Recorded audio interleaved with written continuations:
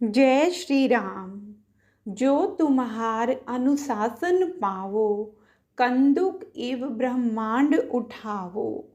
सद्भाव रामायण अयोध्या कांड अध्याय 6 राज्य अभिषेक की पूर्व संध्या। वशिष्ठ जी के चरण वंदन कर महाराज दशरथ जी बहुत ही प्रसन्नता के साथ लौट आए।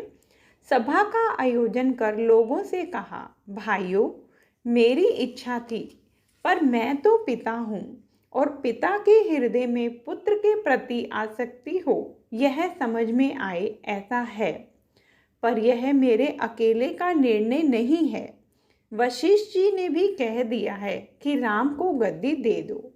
यदि आप सबको यह बात कबूल हो तो कल हम राम का राज्य अभिषेक रखें। सारी सभा खड़ी हो गई।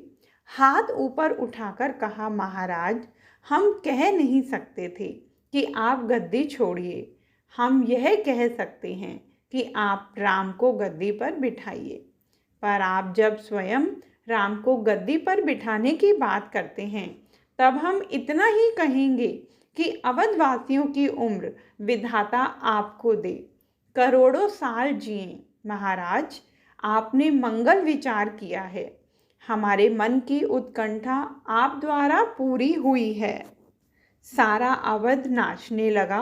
पूरे जोश के साथ तैयारियां होने लगी। रंगोली सजाई गई, दीपमालाएं जलाई गई। सभी वस्तुएं मानो पहले से ही तैयार हों। इतना शीघ्र गति से राज्य अभिषेक की व्यवस्था शुरू हुई। वातावरण में धन्यता आ गई। दशरथ जी ने भगवान वशिष्ठ जी से प्रार्थना की, बाप जी, आप राजभवन जाकर राम को सूचना दीजिए कि कल राज्य अभिषेक है, जिससे वह जो व्रत नियम करने होते हैं उनका पालन करे। वशिष्ठ जी राम जी के द्वार आए हैं। राम जी द्वार खोलते हैं। गुरु वशिष्ठ जी को देख सीता जी और राम जी ने गुरुदेव के चरणों में प्रणाम किए और संकोच के साथ कहा, बाप जी, आप पधारे। इससे एक ओर से आनंद होता है, पर दूसरी ओर से संकोच होता है कि मेरा काम होने पर आपने मुझे आश्रम में बुला लिया होता। महाराज, मैं तो आपका सेवक हूँ, आपने मुझे बुलाया होता। पर बाप जी, आप प्रभुता छोड़कर सेवक के घर पधारे, यह तो मेरे भाग्य की निशानी है। राम जी ने वशिष्ठ जी को विराजित कर पैर पखारे, पूजा की और फिर हाथ जोड़कर पूछा, बाप जी, कुछ खास समाचार है क्या? वशिष्ठ जी ने कहा, राघव, एक बात कहने आया हूँ। आज आप संयम का पालन कीजिए। आज आपको भोजन नहीं करना है, फलाहार करना है, रात को धरती पर सोना है और जप करना है। कल आपका राज्य अभिषेक है। राम को तमाम संयम, नियम और व्रतों की सूचना देकर वशिष्ठ जी विदा हुए। राम उदास हो गए।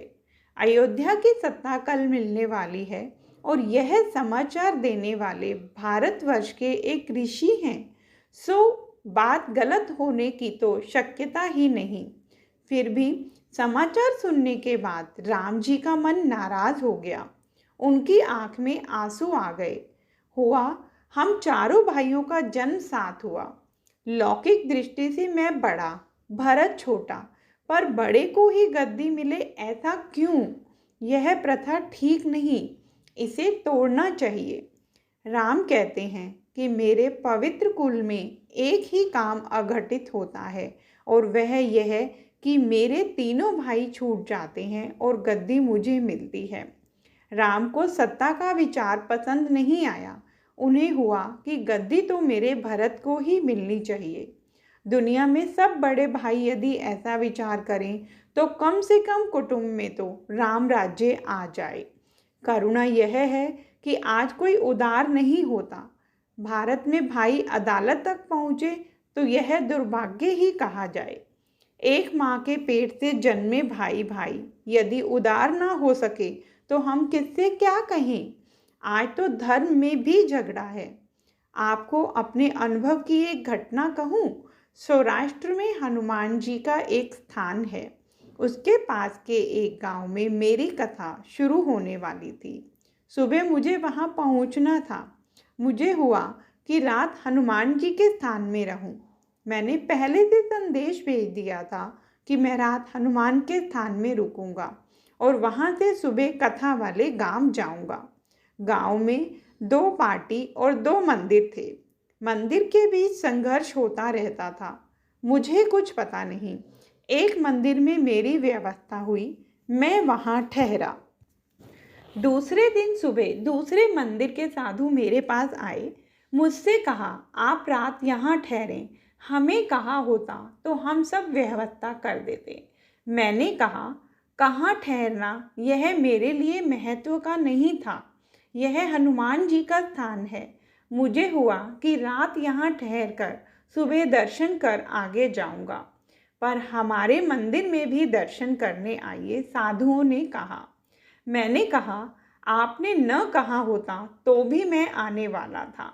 और फिर यहाँ हनुमान जी के दर्शन कर मैं वहाँ गया तो एक साधु ने मुझसे कहा, आपने जो मूल हनुमान जी के दर्शन किए उनसे ज़्यादा इन हनुमान जी में शक्ति है।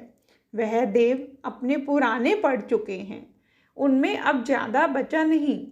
हमने जो नए हनुमान जी प्रतिष्ठित किए हैं उनमें ज़्यादा शक्ति है। उन साधुओं ने हनुमान जी भी नए पुराने बना दिए। धर्माचार्यों की यह दशा हो तो फिर भाई भाई को, पिता पुत्र को, पति पत्नी को क्या कहना। राम जी के विचार बहुत सुंदर हैं। उन्हें ऐसा होता है कि एक तो मैं बड़ा हूँ और भरत छोटा है। लौकिक दृष्टि से यदि गद्दी मुझे मिले तो मैं ज़्यादा बड़ा हो जाऊँ और भरत ज़्यादा छोटा हो जाए। पर भरत को गद्दी मिले तो भरत बड़ा बने और मैं भी बड़ा बनूं। भरत को गद्दी मिले तो वह अयोध्या का सम्राट बने। फलतः उसका बड़ापन बढ़ जाए और मैं अभी हूँ उससे भी ज़्यादा बड़ा हो जाऊँगा, क्योंकि अभी तो मैं सिर्फ बड़ा भाई हूँ, पर बाद में तो मैं अवध के सम्राट का बड़ा भाई माना जाऊँगा। मेरी महानता बढ़ेगी और मेरे भरत की महानता भी बढ़ेगी। राम राज्य तो इस ढंग से आ सकता है। रामायण में प्रसंग आता है, 7-8 मित्र राम जी से मिलने आते हैं। राम जी ने उनका इतनी सहजता से स्वागत किया। तब मित्रों ने कहा, प्रभु हमें एक शंका हुई थी। क्या? भगवान, यूँ तो जब जब आपसे मिलने आते थे तब तब आप बहुत सहजता से स्वागत करते थे, पर आज जल्दी सुबह हमें समाचार मिले कि कल आपका राज्य अभिषेक है, आपको सत्ता मिलने वाली है। हमें ऐसा विचार आया कि राम अब हमारे साथ सहजता से व्यवहार करेंगे या नहीं, पर इस समय आपसे मिलकर ऐसा लगा कि आपके मानस में सत्ता का कोई महत्व ही नहीं। बात सही है, यदि ईश्वर शरणागति सच्ची न हो तो पद और प्रतिष्ठा मिलते ही आदमी में अभिमान आ जाता है। वे राम जी से कहते हैं, महाराज हमारी एक मांग है, जन्म जन्म आप हमारे मालिक रहें और हम आपके सेवक रहें।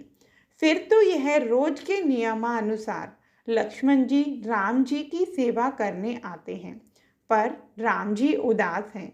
भरत की याद भगवान को सता रही है। समस्त अयोध्या में एक ही स्वर सुनाई दे रहा है, कब सुबह होगी, कब राम की सवारी निकलेगी। सबके मन में एक ही भावना है, कल होगी, राम की आरती उतारेंगे, धन्य बन जाएंगे। सीताराम हमारे मालिक बनेंगे, हम उनके सेवक बनेंगे, अवध नाचता है। जय श्री राम।